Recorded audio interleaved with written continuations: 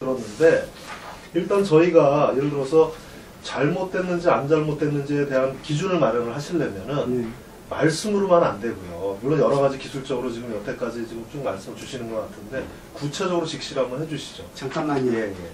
과거서부터 아, 수차례 잠깐만요. 잠시만요. 자, 그러면 한 가지 잠시만요. 제가 네. 그래서 전에 담당자한테 제가 전화를 해봤어요. 몇 번. 예. 저기 아까 그 김정구 팀장이라는 사람한테 내가 전화를 해가지고 어떠한 자료들을 제출하셨냐, 그 다음에 우리가 받은 자료는 뭐냐, 예. 이런 내용들을 한번 제가 쭉 얘기를 들어봤습니다. 예. 그런데 지금 말씀하신 내용들, 이런 내용들을 그 전임자들한테 얘기하신 게 맞으시냐고 제가 아까 좀 말씀드렸지 않습니까? 그래서 만약에 얘기했는데도 불구하고 우리 전임자들이 그 김정구 팀장이 못 들었다고 얘기를 한다면 제가 얘기를 할게요. 지금 바로 전화를 그러니까, 해가지고 예. 확인을 하겠습니다. 그러니까요. 예. 지금 이제 핵심이 네네. 저도 이제 알아들었지만요. 네네. 이 금감원은 네. 중립에 서서 민원에 이제 어떤 저것이 필요한가를 사실은 들어서 문서를 짜야 되거든요. 조사를 하시려면. 근데 처음서부터 잘못 지금 현재 이게 꼬이는 것이 그거거든요. 난 처음에 민원을 냈지 금융분쟁조정 신청을 안 했어요. 처음서부터 저희 원에 92년에 냈을 네, 때. 네, 처음부터 91년도에 냈을 때 통장 찾아달라, 예금. 근데 이제 그런데 네. 이제 그걸 조사하러 가서 결국은 이제 막 이렇게 이제 복잡해지니까 이제 은행을 도우려고 하다 보니까 이제 분쟁 조정 신청을 해라 하고 강압적으로 해서 여기 보시면은 자료가 도장 찍히지 않은 3월 23일 것까지 지금 여기 있어요. 그러면 부의서를 그렇게 짜서 올라가기 때문에 이거는 사건을 우리가 암만 얘기한다 해도 할 수가 없어. 아니 잠깐만요. 그러니까 이런 자료로 네. 짜기 때문에 왜? 우리가 얘기하는 것은 사실관계를 양쪽을 불러놓고 실질적으로 사실관계를 따져야 되니까. 그러니까 내가 이제 재판에서 이긴 것도 아니 그 재판 내용은 제가 너무나 잘 알고 있고. 예, 그러면 그 금융문제 조정 내용하고 네. 재판 내용이 딱 일치하는 내용이 아니에요. 아니죠. 무슨 말씀이냐면은 네. 자 좋습니다. 무슨 말씀이냐? 감독원의 어떤 분쟁조정 결정 내용이 네? 감독원의 분쟁조정 결정 내용이 법원의 판단을 구속합니까? 안 하죠. 안 하죠. 화해를 하면 되는데 아니, 안 하는데. 제 말씀은 근데 아니 저 대표님께서 법적인 말씀을 주시고 정당한 말씀을 주시니까 네. 저희들도 기본적으로 법적인 얘기는 기본적으로 좀 해야 돼요. 그렇죠. 왜냐하면은 분쟁 금감원이라는 데가 뭔지 잘 모르겠습니다만 지금 말씀 주시는 내용으로 금감원의 어떤 내용을 결정을 했는데 네. 예를 들어 법원의 판사가 네. 금감원 내용대로 판결하지는 않잖아요. 아니죠. 안 하죠. 실제로 또 그렇게 판결이 났고. 자, 예. 지금 뭐냐면 이렇게 그 금융분쟁 조정 결정서를 이렇게 나가면 네네. 하해를 안 돼서 나가도 이거를 파기하기가 법정에서 힘든 겁니다. 그러니까 사실관계를 조사를 해서 안 해도 좋으니까 분쟁 조정 결정을 안 해도 좋으니까 사실관계는 제대로 정립을 해서 사실대로 해줘야 이 피해자들은 그걸 가지고 사실 법원에 가서 자료로다가 활용을 하는데 이 자료 가지고 가서는 이것 때문에 지금 형사가 안 된 겁니다. 이것 때문에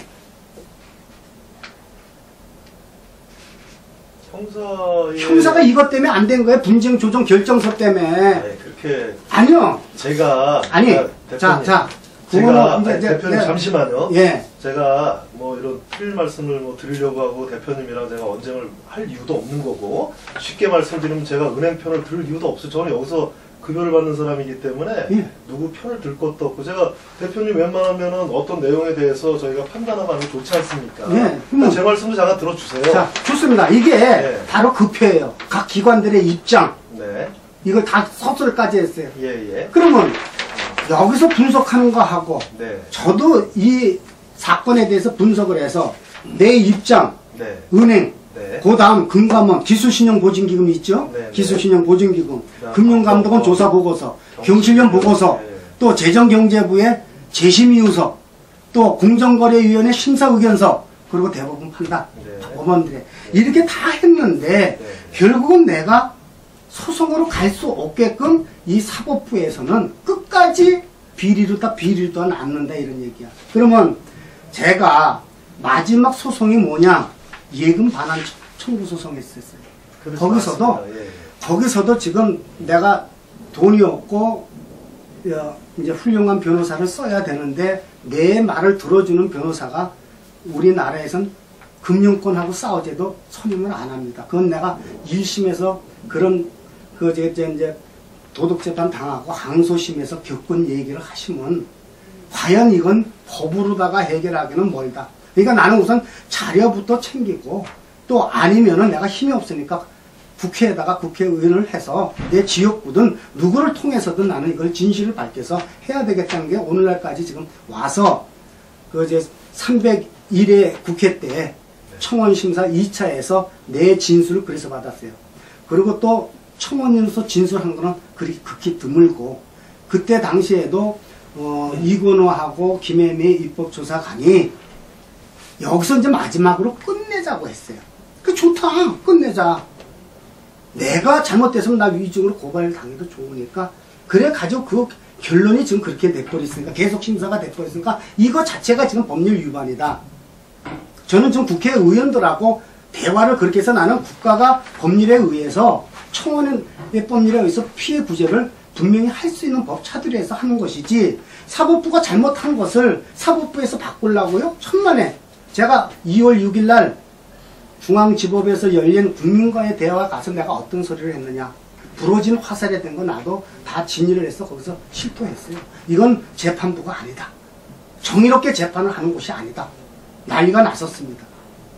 그것도 지금 우리 홈페이지 들어가면 동영상에서 그냥 뜨고 있어요. 이게 진실이기 때문에 내 진실을 오늘 밝혀서 이런 자료, 많은 방대한 자료를 보려고도 안 하고 같이 3자 대면을 안 하려고 한 것이 내가 국회에도 진술하기 전에 한 가지 건의하겠다.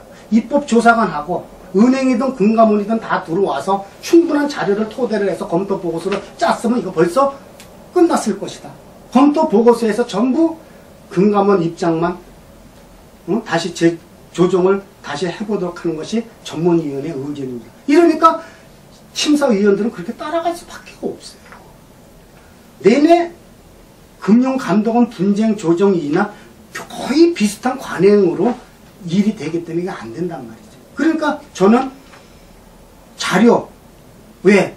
내 예금 자료 달라 이런 얘기다. 정확하게 안 됐으면 안 됐다. 그거 두 번째, 부도 처리를 하려면은 또 그다음에 기술신용본에서 대의변제를 하려면은 요건이 뭐냐? 약관에 의해서 하나도 지킨 게 없어요. 그걸 내가 소송을 했습니다. 거기도 부당이득금 반환. 왜? 보증료 반환 일부. 그러고선 했는데 결국은 안 들어집니다. 내가 부산까지 다니면서 사건 2번이나 했어요. 기술신용보증료. 그게 현실이에요. 그러면 자 기술신용보증금에서 구상금 청구 사건도 1심에서 내가 이겼어요. 왜 그러냐면 구상금 청구 사건이면 부도 처리가 전제로 하는 거거든요. 그래서 1심에 이긴 거 가져가니까 기각됐어요. 김천지원. 항소심 때 대구지방법원에서 뭐냐. 내가 기술신용보증기금에 부도 처리가 잘못됐다는 걸 서면으로 제출하지 않았다는 이유입니다. 다른 거 없어요. 그러면 내가 구두로 신고를 해서 허우 차장이 28일날 왔다. 2월 28일날 마지막. 그래가지고 그건 인정이 됐는데 설사 내가 부도 처리로 통지를 잘못됐다라고 하더라도 자기네들은 조사할 방법이 없다. 이렇게 지금 증인으로 나와서 진술한 거 있어요. 진술 조서가. 증인 신문 조서. 이런 시정이. 신고해서 그런 거예요? 네. 그러니까 그렇게 해가지고 또 이제 제가 상고를 했습니다. 그러면 상고를 할 적에는 변호사를 이제 안 쓰고 하더라도 판례를 찾아서 이게 이제 그 구상권이라는 것은 이제 부도 처리를 전제 조건으로 하는 거기 때문에 이것이 맞다 안 맞다 판례가 있어서 그걸 첨부해가지고 했는데 이거는 대구지방법 그 변호사 출신 배기원이 변호사가 대법원으로 승진해서 들어갑니다. 그때 그것을 우리 김익환 변호사가 그 같이 공모를 했으니까 그걸 또 연결해서 안 된 거예요. 그러니까 지금 대법원 입장은 내가 이제 국정감사에서 계속 그 문제가 되니까 재심을 해주길 바라지만 재심을 해봐야 하나 별 따기고 안 합니다. 왜냐?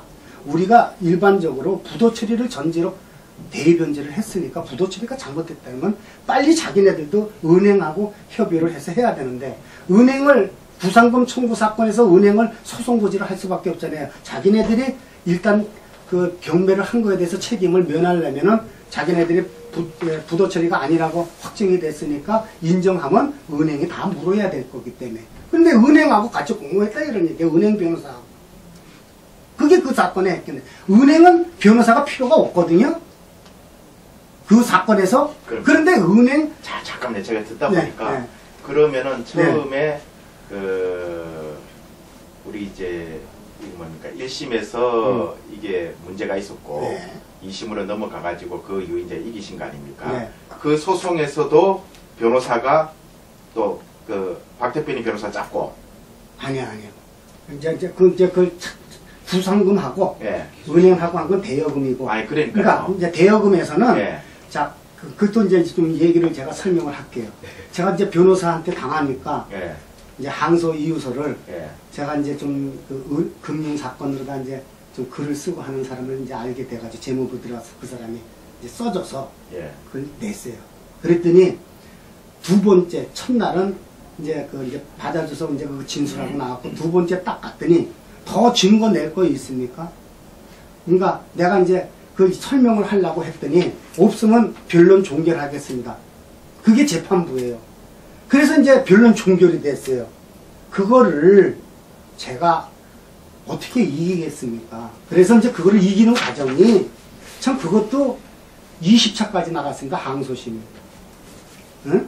그런데 마지막에 이제 아까 이제 여기에서 이제 보시면은 이게 한번 변론조서라는 게 재판에 그 영향력을 미치는 거기 때문에 이게 상고에서도 안 뒤집혀졌는데, 원래는 은행의 막강액들이 뒤집을 수 있습니다. 그런데 못 뒤집었죠. 왜? 확실하기 때문에. 이게 확실하면 못 뒤집습니다. 뭐냐? 의제자백으로 졌거든. 아주 재미있습니다. 제가 이제 이 재판하는 과정에서 그 도둑재판 당하고 이제 16차 때서 16차까지 그 한우영 변호사라고 판사 출신 변호사를 소개를 받게 됐어요. 누구냐면 건국대학교 박동희 교수님이라고 법대 학장님을 지내시는 분이 내가 우리 그 시민단체에서 알게 돼가지고 부탁을 했어요. 그랬더니 두 분을 소개해 준 게 이제 서울에는 한호영 변호사, 대구에는 김익환 변호사. 그런데 이제 김익환은 이제 항소심 때 그렇게 만들어 놨지만 서울에 있는 한호영 변호사님은 16차 때 하고선 사임했어요. 사임 사유가 뭐냐?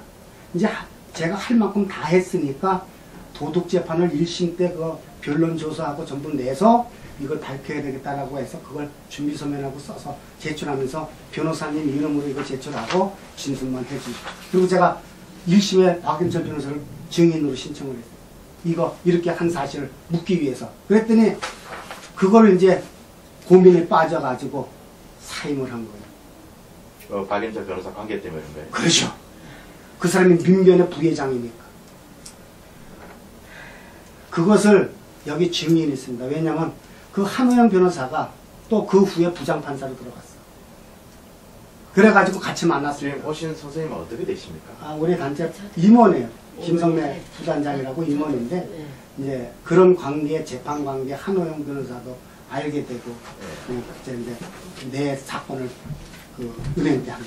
여기 보시면 제가 이 재판 과정을 너무 이제 피해를 봐서 이제 민사소송법에 의해 가지고 절차에 따라 가지고